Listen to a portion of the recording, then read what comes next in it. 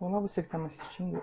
Meu nome é Rafael, aluno da FATEC Zona Leste, e neste vídeo eu mostrei a vocês um pouco sobre os conceitos por trás de threads e no final eu vou mostrar uma aplicação para ver melhor a thread em funcionamento. Bom, o que são threads? É uma forma de um processo dividir a si mesmo em duas ou mais tarefas que podem ser executadas. Ou seja, é uma aplicação que funciona como se fosse várias aplicações de execução, podendo executar mais de um fluxo de forma síncrona, o que quer dizer que um fluxo não vai depender do outro para funcionar. E segundo Tenenbaum, as threads foram inventadas para permitir a junção do paralelismo, que é a execução de um ou mais processos em paralelo, e a execução sequencial. Bom, aqui podemos ver dois processos distintos, um que possui threads e outro que não possui. Como podemos ver, o processo que não contém threads ele possui apenas um fluxo de execução que acessa um conjunto de recursos de hardware alocado por esse processo. Já o processo que possui threads possui possui mais de um fluxo de execução. Cada fluxo corresponde a uma thread distinta, que é tratado pelo sistema operacional como um processo único, né? Mas que pertence à mesma estrutura do processo pai, ou seja, eles, eles funcionam como processos distintos, mas utilizam a mesma estrutura do processo.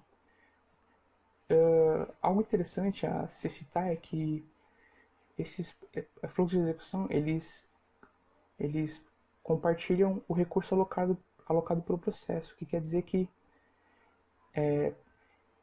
tem um menos controle do sistema operacional em cima desses fluxos de execução. Por esse motivo, as threads elas são consideradas processos leves. Multithreading é todo aquele sistema operacional que ele possui um suporte a threads, ele consegue tratar threads. Temos dois tipos de threads principais. A primeira seria a thread de usuário, onde as threads elas são organizadas em bibliotecas adicionais ao sistema operacional e acima do kernel. Essa biblioteca ela pode possuir um modelo de controle distinto do sistema operacional. Por esse motivo, elas são consideradas não nativas do sistema operacional. Já a thread de kernel, ou thread do sistema, ela é diferente da anterior, ou seja, ela é suportada diretamente pelo sistema operacional. E por isso são consideradas nativas. Vale ressaltar que em sistemas que não possuem suporte a threads, ou seja, os que não são multithreading, eles podem utilizar de extensões para o tratamento dessas threads. Essas extensões elas são chamadas de pseudo-threads, que são basicamente bibliotecas que garantem a criação e o controle dessas threads. Bom, cada thread ela possui um ciclo de vida.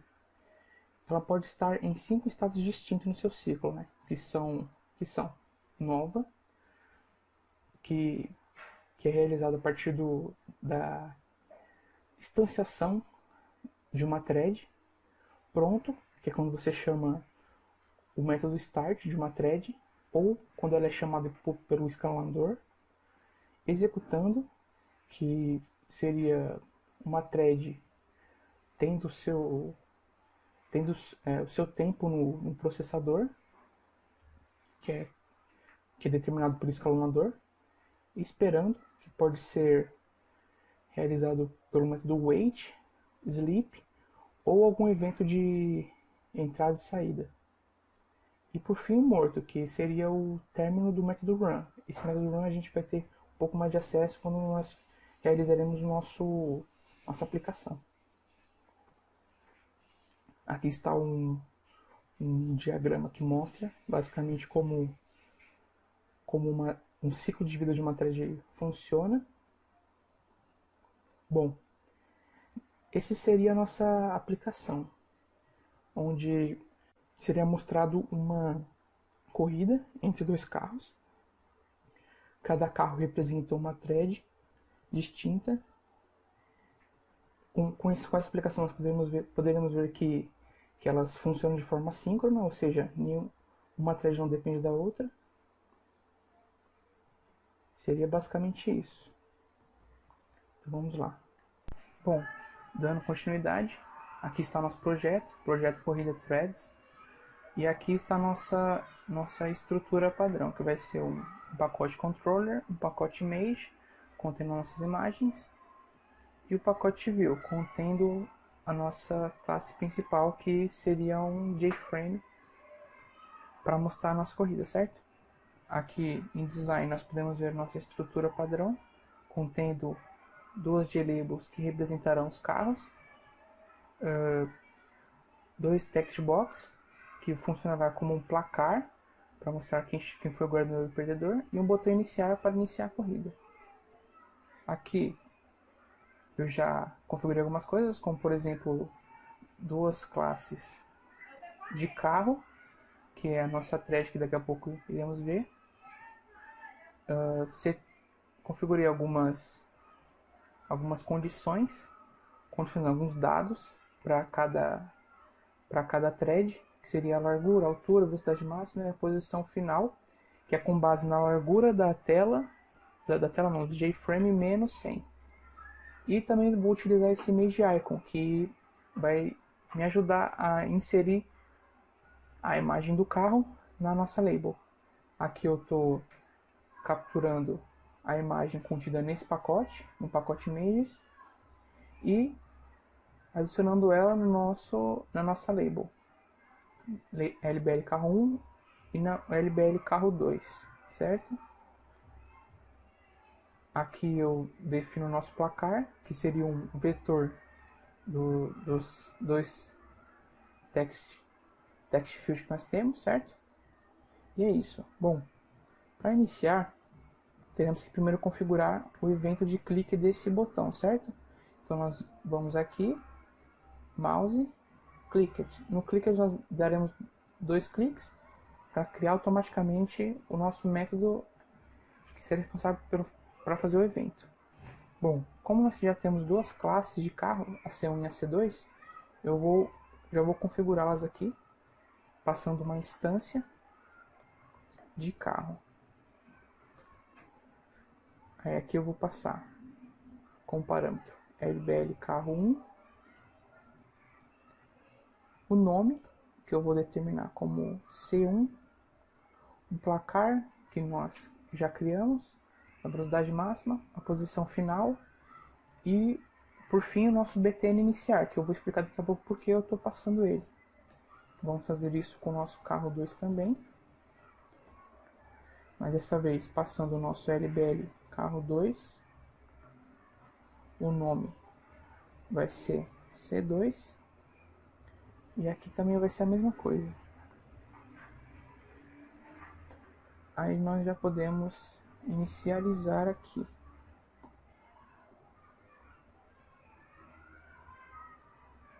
Já dando início a ele, com o método start, que realiza o início.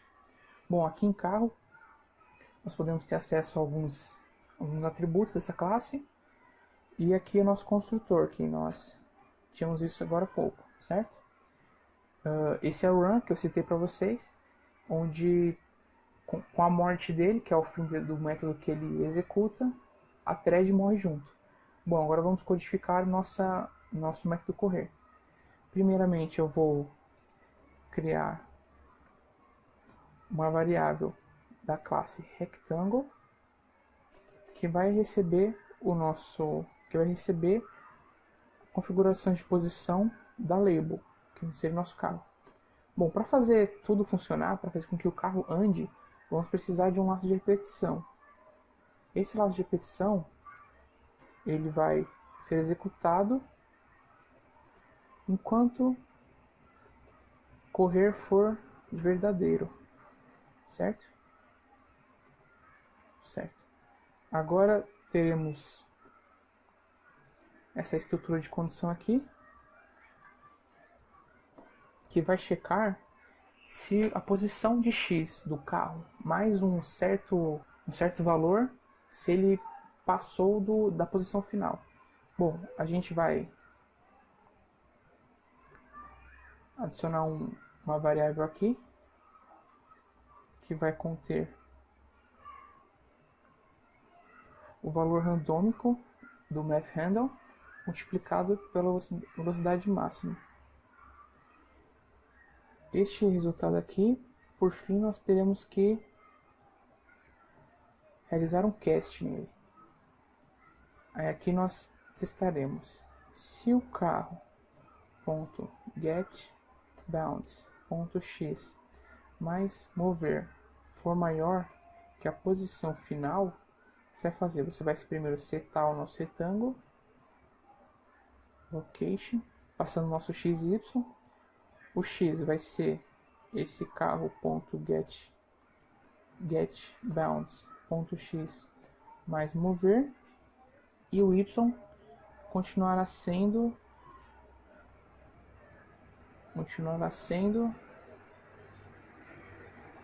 o padrão. Aí nós passaremos isso pro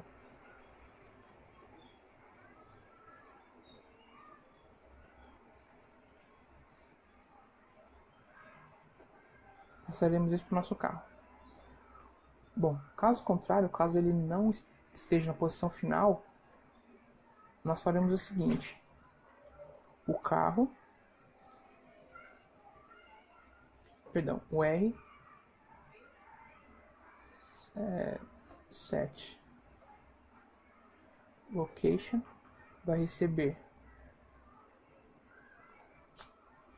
pessoal, isso daqui não fica aqui, ele vai ficar aqui embaixo para fazer ele mover. O que vai ficar aqui em cima vai ser a própria posição final, para ele parar certinho, certo?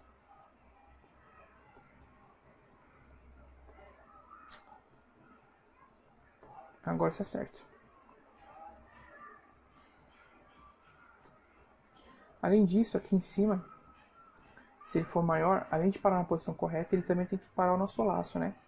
Então, correr se tornará false. Bom, para poder fazer aquele efeito de carro andando, nós precisaremos utilizar o método sleep, né? Que faz até ele dormir por alguns segundos.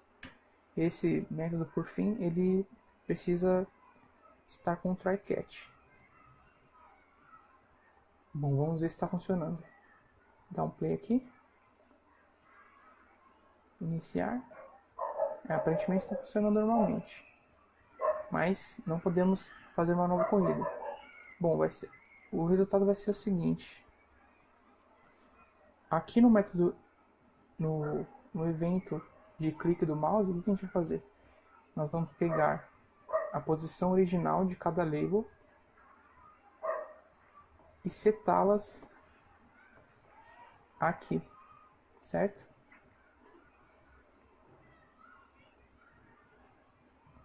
Vamos setar as duas aqui. Isso vai fazer com que elas voltem, né?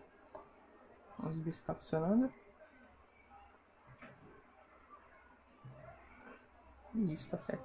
Mas você percebe que se eu apertar várias vezes, ele causa esse bug aqui. O que a gente pode fazer? A gente pode esconder esse botão.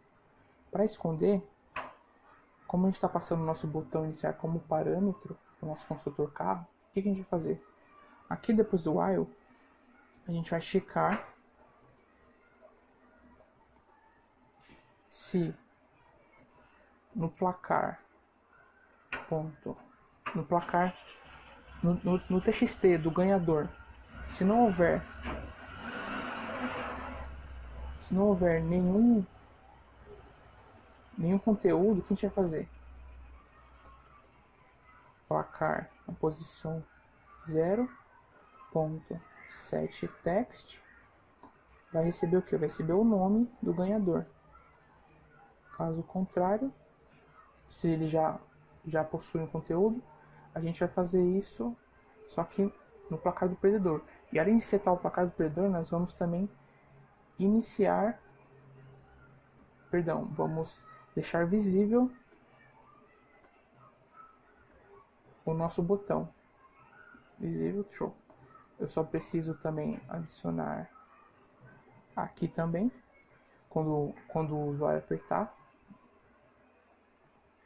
a visibilidade desse botão vai se tornar falsa. Vamos testar?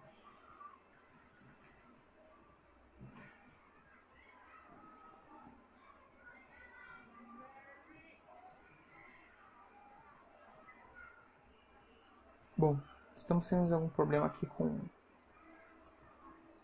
o nosso placar.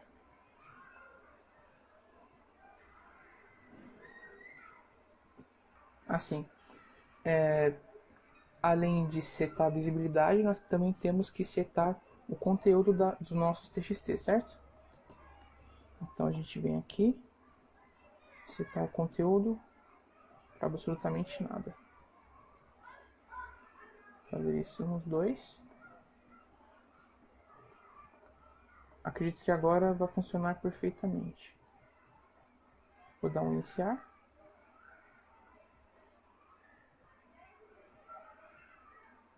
Isso, agora está funcionando perfeitamente.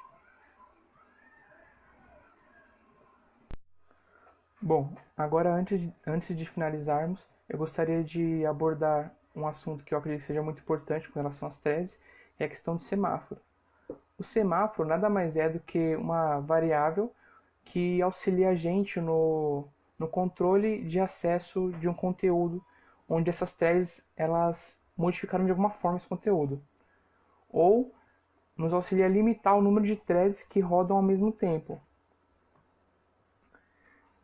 Uma forma de utilização em Java para controlar o semáforo, criação e controle de semáforos, é através da classe Semaphore, onde nós temos dois métodos principais para utilizá-la, que é o acquire e o release. O acquire você preenche um espaço nesse semáforo e o release você libera esse espaço. O número de espaços é limitado no momento de instanciação. Você passa o tamanho do seu semáforo, a quantidade de espaço do seu semáforo na instanciação do mesmo, certo? Eu vou aqui mostrar a aplicação que a gente está trabalhando em cima. Vocês podem ver que sofreu algumas alterações. Por exemplo, nós temos mais dois carros adicionais à nossa aplicação. E eu também adicionei mais duas labels para representar nossos carros. E aqui no btn iniciar eu adicionei um objeto do tipo semáforo, que vai auxiliar a gente no controle desses carros, algumas configurações de posição dos novos carros. Aqui eu tô instanciando com uma posição só. Quando você cria um semáforo com apenas uma posição, esse semáforo ele é chamado de semáforo mutex, que é basicamente para auxiliar no controle de acesso. Mas aqui ele vai ter uma função diferente. Aqui eu estou setando para esses dois carros, que seriam, na minha ideia, seriam do mesmo time, da mesma escuderia. E aqui eu faço uma nova instanciação para esses dois outros carros. Vocês podem perceber que aqui no final eu adicionei mais um parâmetro no nosso construtor, que é o próprio sem, que a gente vai estar utilizando ele dentro da nossa classe carro. Aqui eu estou iniciando normalmente, como qualquer outro, certo? Eu vou entrar aqui em design só para vocês verem como ficou. Bom, aqui vocês podem ver que agora são 4 labels que representaram nossos carros. Bom, agora vamos à classe carro. Aqui eu adicionei nosso objeto semáforo. Aqui eu estou atribuindo o que a gente pegou por parâmetro nesse nosso atributo. E aqui no método run que a gente vai fazer com que esse semáforo seja útil. Se eu der um play aqui, vocês vão perceber que quando eu iniciar, todos os carros eles vão iniciar a corrida, certo? Mas a proposta é o seguinte, eu queria que apenas um carro de uma escuderia saísse na frente. Quando ele terminasse de correr, o outro carro da mesma escuderia iniciaria a corrida, certo? Para fazer isso, nós utilizaremos aqueles dois métodos do semáforo, que é o acquire e o release. Aqui eu vou chamar o método acquire do nosso semáforo. Você vê que ele está dando um erro, isso aí é porque a gente tem que adicionar um try catch nele. Eu vou colocar o nosso método correr aqui dentro, depois do nosso aquário. Esse aquário, ele, como eu falei, ele preenche um espaço, ou seja, quando não há mais espaço, esse método aqui vai ficar esperando até que um outro espaço surja, para ele poder executar, para ele poder vir para essa próxima linha aqui, que é a linha correr, certo? Bom, quando ele terminar a corrida, eu quero que ele libere esse espaço, que é através do método release. Para fazer isso, nós utilizaremos o finally do nosso try-catch, porque caso dê um erro, ele vai liberar o nosso semáforo da mesma forma, tanto se ele funcionar corretamente, quanto se ele cair no nosso catch, certo? Aqui eu vou dar um send release.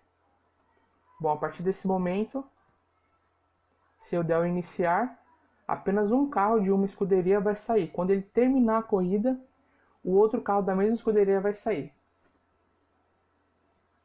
Viram só?